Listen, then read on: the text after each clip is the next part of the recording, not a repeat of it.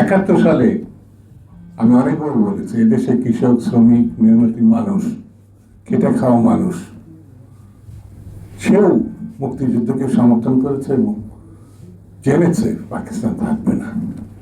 একটা দল এই বিপরীত স্রোতে গিয়ে পাকিস্তান রক্ষা করার জন্য অস্ত্র হাতে তুলে রাজাকার আল বদর বাহিনী বানিয়েছিল, প্রশিক্ষণ দিয়েছে। ঠিক, এটা আপনারা সবাই জানেন। 24 সালে যে গণঅভ্যুত্থান হয়েছে 5ই আগস্ট, সেই 24 সালে প্রথম এই দলটি আওয়ামী লীগকে মাফ করে দিয়েছে 24 ঘন্টার মধ্যে। তীব্র সমালোচনার মধ্যে তারা আবার 2 দিন পরে জাতির কাছে ক্ষমা চাইছে এবং তাদের মন্তব্যের জন্য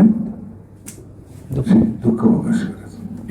এই দল প্রচার করেছিল যে তারা ক্ষমতায় আসছে উদ্দেশ্যপূর্ণ নিয়ে।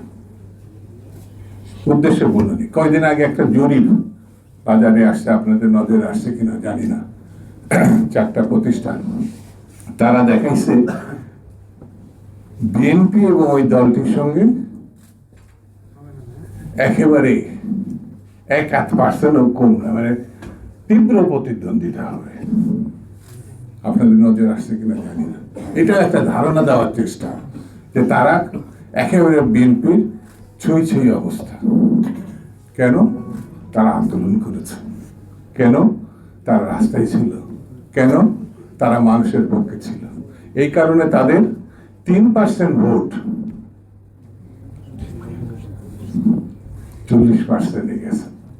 কত পার্সেন্ট হলো? 3 থেকে 40-এ, হ্যাঁ,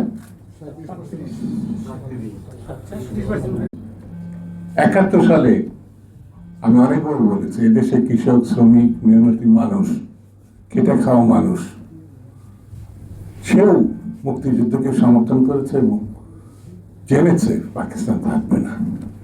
একটা দল এই বিপরীত স্রোতে গিয়ে পাকিস্তান রক্ষা করার জন্য অস্ত্র হাতে তুলে রাজাকার আল বদর বাহিনী বানিয়েছিল, প্রশিক্ষণ দিয়েছে। ঠিক, এটা আপনারা সবাই জানেন। 24